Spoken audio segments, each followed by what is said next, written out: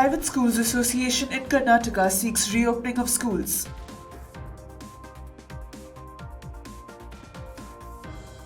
Tax waivers by state governments to help schools sustain themselves.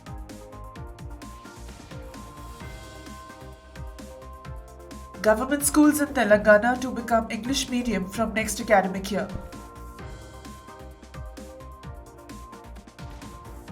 Skill Ministry and IGNOU collaborate to link vocational education and training with higher education. Banaras Hindu University introduces course in Hindu studies.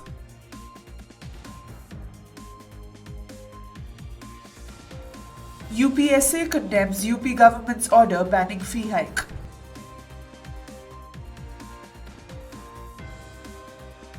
Schools and colleges in Puducherry to remain shut till January 31st.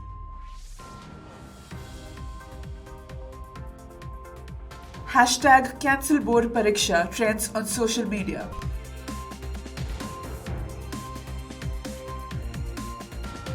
Semester exams for universities to be held in offline mode, says Madhya Pradesh Higher Education Minister. Good afternoon and a warm welcome. You're watching Education News Network, where we get you the latest developments in education at the top of this hour. This is Nitya reporting from ENN and the daily stories are.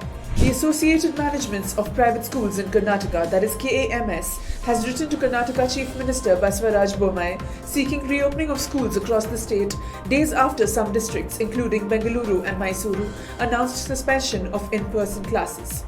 Karnataka is currently reeling under the third wave of the COVID-19 pandemic, and in the past 24 hours alone, over 41,000 cases have been reported, many others unaccounted for in the data with the increased use of home test kits. However, citing scientific evidence to support their argument that children would have only mild symptoms, the Private Schools Association has asked for immediate reopening of schools and colleges. D. Shashi Kumar, General Secretary of KAMS, in the letter said, "The education sector has already suffered enough because of consecutive lockdowns. Children are still unable to overcome the learning loss induced by the previous lockdown and school closure. Should the government continue to keep schools shut, the learning gap amongst children will only widen." They have also urged the government to consider the plight of those kids who are underprivileged.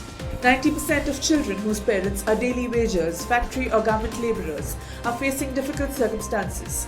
With the limited income they draw, these parents make a living with great difficulty. If their children are denied education, it would only lead to an irreparable loss. Not just this, keeping schools shut also means denying the basic right to education for several children, KAMS has remarked. The association has also urged the state government to consider only closure of educational institutions in those areas where the cases are very high and not suspend in-person classes across any given district. They have also sought that in detail SOP be given to schools to be followed. Certain progressive steps taken by the state governments are helping schools sustain themselves and ensure that the learning process remains uninterrupted. The government of Maharashtra, in its latest SOP, has waived the tax on transportation for 2 years, thereby providing relief to schools that have been suffering for so long. The School Bus Owners Association has worked relentlessly and finally succeeded in making the government back down. The Haryana government, on the other hand, waived property tax on school buildings for a year, and in doing so, schools have been saved from paying tax to the extent of Rs 24 crores. But the question to be asked is it wise to keep schools shut any further? Real progress can be determined by educational standards only. The pandemic has already caused an enormous learning loss. Can we afford to keep schools shut any longer? The 18% GST imposed on rented school buildings is a heavy burden on schools, which will lead to an automatic increase in school fee and thereby increase the financial burden on parents. It is imperative for the government to protect the school system in these trying times and see to it that there is no further learning loss. The Telangana cabinet has decided to introduce the English medium in all government schools in the state from the academic year 2022 to 2023 and regulate fee in private schools, junior and degree colleges. A decision to this effect was taken at a meeting convened on Monday, an official release said. The cabinet has constituted a subcommittee of ministers headed by Education Minister Sabita Indra Reddy to study and prepare guidelines on the issues. The release said the cabinet felt that the parents in rural areas are ready to send their kids to the government schools if the medium of instruction is in English.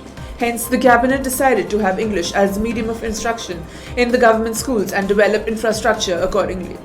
The government also decided to draw up an action plan to train teachers to impart education in English to students at the primary level, to make the environment in the schools attractive for the children, keep the premises clean and tidy, and improve the midday meal program. The Ministry of Skill Development and Entrepreneurship signed an agreement with the Indira Gandhi Open University on Tuesday in a bid to link vocational education and training with higher education. The partnership aims to further strengthen the vocational and technical training framework while making India's youth employable by creating avenues for them to access better work opportunities.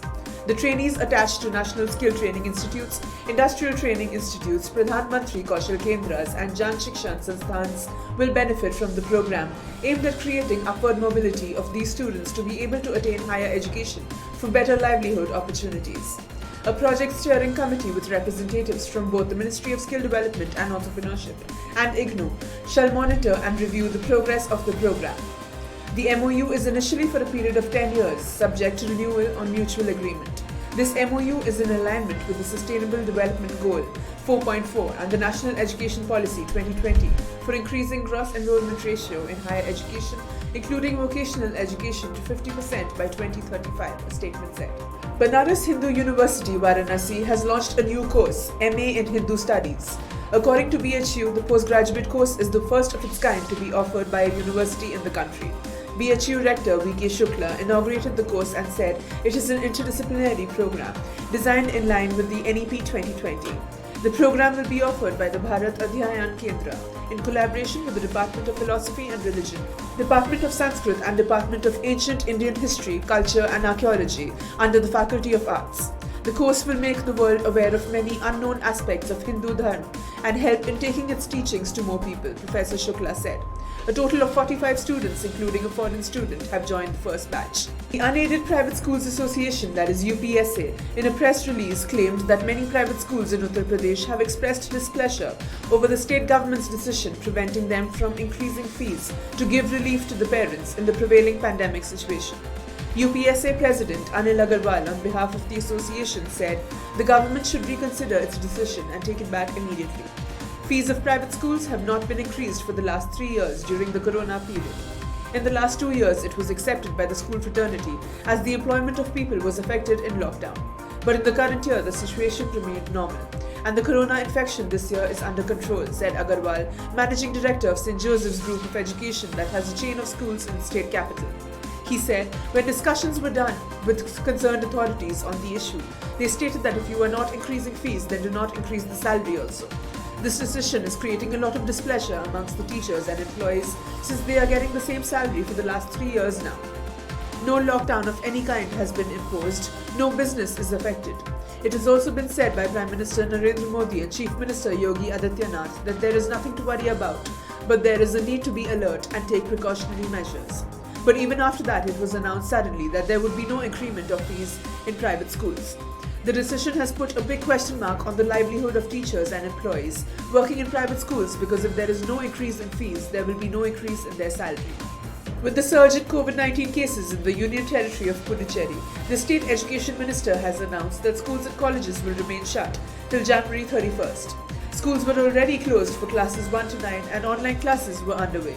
The COVID-19 vaccination drive for 15 to 18-year-olds is underway and 60% of students who are eligible for the vaccination have already gotten their first jab. The remaining students will be vaccinated after schools resume. Amidst rising COVID-19 cases, several state governments have directed the closure of schools, colleges and many offices. But an important question looms over the students of classes 10 and 12. Will CBSE cancel or postpone the Term 2 board exams? Thousands of students are raising their voices on Twitter by using the hashtag Cancelboardpariskha. From the current academic year, CBSE, along with several other boards, decided to divide the board exams into 2 terms.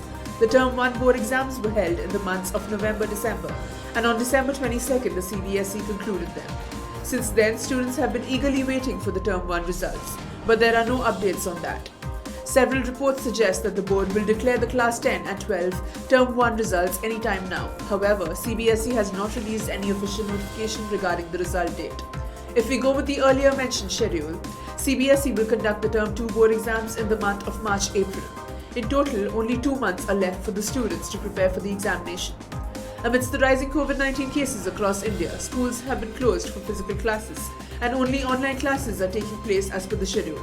But we are familiar with the situation of online classes, which puts many students at a disadvantage. While many students can afford a phone or a tablet and a laptop with good internet conditions, many are not able to get them. Also, with increasing COVID-19 cases, many students are also at risk of getting infected with the virus. Keeping these concerns in mind, students have taken over Twitter demanding the cancellation of the upcoming CBSE Term 2 board exams. Madhya Pradesh Higher Education Minister Mohan Yadav on Tuesday said that semester exams in universities in the state will be held in offline mode. The university semester exams will be held in an offline mode. COVID-19 protocols will be strictly adhered to during the examinations, said the minister. He said that another chance will be given to students who could not give their exams due to being tested for COVID-19, and that conducting offline exams is better than offering general promotions to the students during the COVID-19 pandemic, as many private companies and government organizations refuse to recognize the mark sheets of students who get general promotions. That's all for today. Thank you for watching Education News Network. For more such videos, do log on to our website, theenn.com, and don't forget to like, share, comment and subscribe. Signing off, Nitya.